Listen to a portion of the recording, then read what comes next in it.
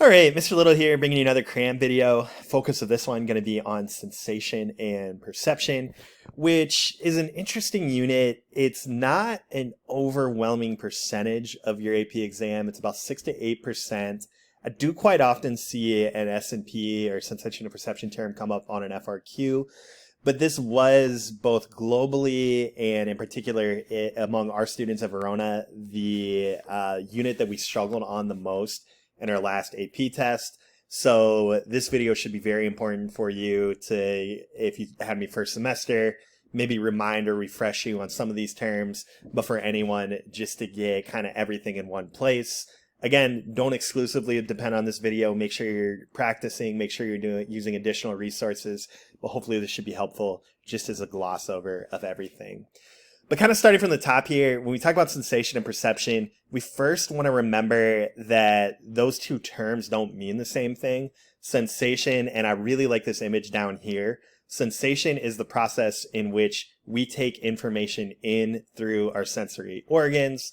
So our eyes are taking in light waves, our ears are taking in sound waves, etc.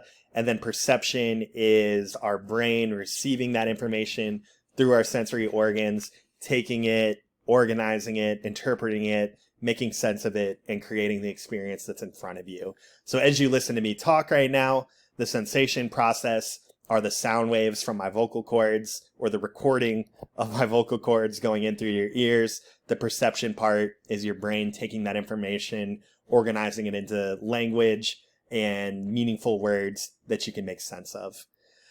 And this is going to go a little out of order from when you read in your textbook, which I think is a good thing overall. But the first part of this is going to focus on some ways that we perceive the world visually that we don't really think much about because we just do it automatically. And one of the ways in which we do that is through this German word Gestalt, which you've seen come up multiple times, but it basically means looking at things not as individual parts, but as a whole. So anytime we interpret the world around us, we have all of these different shortcuts for how we perceive things. One of them is similarity. Even something like watching, this is showing, when you look at this, you see these white dots in one category, black dots in one category, because they have distinct differences from one another. But in day-to-day life, a good example would be if you're watching a sporting event, you can tell the two teams apart because of the uniforms that you're wearing. One team is probably wearing one color, another team another. Simplicity is just the idea that when we look at an image, we see the simplest version of it and we don't overcomplicate things. So if you look at these overlapping circles, you don't see them as like odd shapes or this whole thing is one cluster. You look at this as the simplest version of this is a circle, this is a circle, this is a circle. Proximity, things that are closer together, we group. Continuity, when you look at these two lines, you don't see this line as like a V shape like this. You see this is one continuous line. This is one continuous line. Closure, even if things aren't closed off, we see them as closed images. Common group and region, if we see things grouped together, we look at them as being in the same group.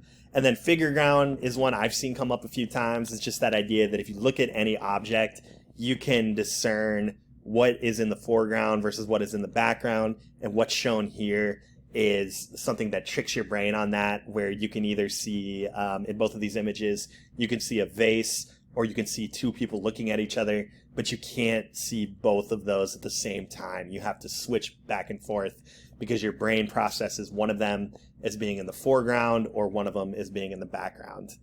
So those are Gestalt kind of ways that we organize the world or take shortcuts. Now we're going to get into depth perception, ways that we can tell how far or how close something is. So the distance of objects. And this is going to relate to the visual cliff study that we talked about and showed a quick video on. This was the one where babies were trying to navigate across a contraction that looked like this, where on this end it felt like a floor. But then they tried to emulate or make a fake drop-off. So the baby's completely safe. This is covered in glass. But the baby looks at this and thinks it might be like a steep drop. And what we found from that study is that our depth perception is something that is at least partially innate. These babies were hesitant to go across. They actually looked at cues from their mothers. to determine whether it was safe or not, which was really fascinating. But we know that depth perception is, at least in part, something we're innately born with, and have more instinctively. So we have two types of depth cues. We have binocular depth cues and we have monocular depth cues. Binocular, remember, bi means two. These are depth cues that require two eyes. And specifically, this is something we call retinal disparity. So retinal is just a way of referring to your two retinas in each eye. And technically, when you look at anything in front of you, you actually have two images that are created by each eye, and those images are combined into one whole image. And one of the cool things about that is this is also a cue for us to tell how far, how close something is. So if you look at this image right here, if something comes closer to you, your eyeballs have to converge inward like it is in this image, or as it gets farther away, they converge outward. And that's a cue to our brain of how close or how far away something is. Our eyeballs come together refers to is what convergence is. If you remember back to class, I think I had you toss something back and forth with a partner with one of your eyes covered up, and it was a lot harder to do than having both eyes. And that's the idea here. There's some depth cues that require two eyes, and that's called retinal disparity.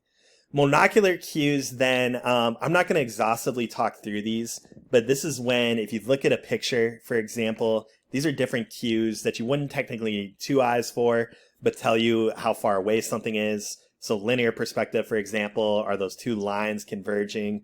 Interposition, just if something is blocking your view of something else, you know that that is closer. I would probably be wasting my time if I exhaustively talked through all of these, or making this video unnecessarily long. So I'm going to put this image on here. If you want to pause it and look through that, feel free to get the visuals, but that would probably be better than me talking through all of these. But again, those are monocular depth cues. Monocular, mono meaning one, in that you only need one eye to detect those. So then other vocab terms you need to know relates to our perception of motion. So stroboscopic motion, this is the flipbook idea that, actually how movies used to be made, where you would draw one image after another, after another, after another, after another. And then if you flip through it, there's slightly difference and you actually perceive motion. Phi phenomenon then is going to be like the Christmas light effect, where when you see alternating blinking lights, it can create the perception of motion. So I think I played the really cool lighting on a house, Christmas or Christmas lights on a house, and how that created the perception of motion. Relative motion refers to the way that as we move, so think about if you're riding in a train and you fix your gauge on an object. Objects closer to the point that you focus in on will appear to be moving backwards, where the nearer an object is to that, the faster it's going to seem to move. But then objects behind that fixation point are going to be appearing to move with you, and that's another indicator of motion. You may be asked about perceptual constancies. This is just the way that even when images in our retina change drastically, we perceptually are able to still see it as the same object. One good example of this is shape constancy. If you see a door that's rectangular, just opens slightly, that door becomes a whole different shape, a whole different image in your retina. It turns from a rectangle to a trapezoid, and changes with every variation. You don't just all of a sudden get overwhelmed and see it as a different object. You know that that's the same rectangular door, but it's just in a different position. We do this with color as well. That's the example we had in class of I believe it was a Rubik's Cube, where two colors looked to be totally different, but were actually the same because our eyes adjust for shading, even when colors change. So if you turn the lights off in a room, then you would technically all of the objects in that room would turn a different color, but you still perceive them as being the same colors. Size constancy, this is the idea that if I'm teaching and I'm looking in my room, the students who are closer to me are going to be bigger students in my retinal image, and the ones farther away are going to be a lot smaller. I don't see the students who are farther away as being tiny people. I see them as being normal sized people, but I'm cued of who's farther away. So the Ames illusion is the one that where you have that room where you can make a person look ginormous by adjusting the room to trick our perceptions. Lightness constancy, very much similar to color constancy, but this is more referring to how we perceive whiteness, blackness, and grayness, no matter how the illumination changes. So then we get into other ways that we perceive the world around us. These are two terms that kind of get mixed up a little bit, top-down and bottom-up processing.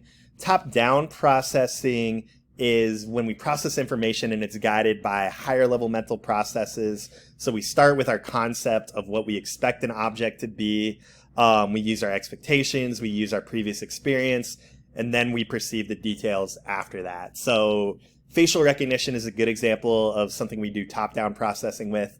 If I walked into the classroom, you don't have to be like, oh, those are two eyeballs, that's a nose, those are glasses, that must be Mr. Little. You immediately have seen me before and are like, oh, that's Mr. Little. And then you might start to notice details like, oh, he looks really casual today, or this or that. This also relates to, I think I showed you the paragraph where the letters and words were all jumbled up, but we could still all read it in sync because of our expectation with reading, our expectations of what we expect words to be. Bottom-up processing then is more inductive. This would be taking individual pieces and putting them together and integrating them and assembling them to figure out what the whole object we're looking at is. So the example I like to give on this is if you're laying in bed and you get really cold, but the lights are turned off in your room so you can't really see anything, and you reach through a pile of clothes and you're trying to feel around for the sweatshirt that you want. You might feel the thickness of the fabric. You might feel a sleeve, you might then feel a hood, and then you piece all of that information together to form the full image of, okay, that's the sweatshirt that I want to wear to warm up. All right, so now we have a really important term, and that's going to be transduction. So if you remember, transduction is the way in which we convert energy from our physical environment into messages or neural impulses in the brain. And so what we mean by that, I think this can better be explained through looking at how this is done with all of our five senses. I'd encourage you to pause and look really, really closely at this because I like everything that's included. It's got the stimulus. Hearing, for example, we're looking at sound waves, the receptors that ultimately come into contact with those sound waves and convert them into neural messages are those hair cells in the cochlea. And then you even have the threshold, and we'll talk about absolute thresholds in a second here, that tells you, about the minimum amount of stimulus energy needed to detect something 50% of the time. But again, transduction is the process by which we take these stimulus energies, we take these things from our physical environment and convert them into neural messages in the brain. And you will need to know what receptors or what part of all of these senses actually do that process, actually come into contact with the energy from the physical environment and turn it into neural messages. So our absolute threshold, if we remember, this is the minimum amount of stimulus energy needed to detect that stimulus 50% of the time. And I'm going to make this make more sense with an example. If you remember back to class, we played a video of a guy who was playing his car radio. I think he had like the Star Wars music going. And as he slowly turned the volume up and went from 0 to 1, you probably couldn't quite hear it. Then he went to 0 to 2, you probably still couldn't quite hear it. But then he went from 0 to 3, and you could faintly start to hear the music. That is the point at which that volume crossed your absolute threshold. So as soon as you go from detecting nothing to detecting something at least 50% of the time, that crosses your absolute threshold. And they show some other examples here. I won't talk through all of them, but this is a good, I think it's fascinating for one, but these are some examples of what your absolute threshold for these different senses might be. And then we go to difference thresholds. So where absolute threshold is going from detecting nothing to detecting something. Difference threshold is when you're already detecting something and then you detect that there was a change in the strength of that stimulus. So going back to the example of the guy turning up the volume in the car radio, you probably when he got to about 10 on the volume and then went to 11, you couldn't quite notice that it got louder. Then he went to 12, you still couldn't quite notice. But then he went to about 13, and you're like, okay, I got a little bit louder. At the point at which you notice there's a change in volume is the point that that crosses your difference threshold. But again, this can apply to any of the 5 senses as well. I'm just using volume as an example. And then the other term we have that branches off of difference threshold is Weber's law. So going back to that example, again, you could probably notice the difference between a volume of 10 and a volume of 13. But then if you were to crank the volume up to all the way up to 35, you probably wouldn't notice the difference from 35 to 38. It probably would still sound the same to you. And that's because according to Weber's law, in order to detect a difference in the strength of two stimulus or two stimuli, it's not a set amount that stimulus needs to increase by, it's a percentage. So in order to notice that it gets louder from 35 when the volume is louder and more intense, you would need a greater increase. You would need to go more up to something like 45. So again, Weber's law just states that it's a proportional or percentage change rather than a constant amount change. There are different percentages for what that is with different senses. You won't need to know any of those. You'll just need to know conceptually what Weber's law is. And then there are things that we technically perceive that can actually influence us in various ways, but we're not even consciously aware of perceiving it, and that is subliminal perception. We talked about an example where participants did a study where they rated how much they liked different images of people, but before they were shown an image, they were either really, really briefly flashed a picture of a big scary monster or flashed like some cute bunny rabbits, and depending on which image they were shown, if it was the big scary monster, they rated people as less likable. If it were cute little bunny rabbits, they rated them as more likable. And that's an example of subliminal perception. It's things that can be flashed in front of us, or sometimes this is sounds that we don't quite hear, we don't quite consciously hear, but does get into our ears. Those are things that we would call subliminal perception, things we perceive but are below our absolute threshold. Signal detection theory then is the idea that we don't all have the same absolute threshold for every single sense. Some different things can influence that and make some people more attuned to some senses than others.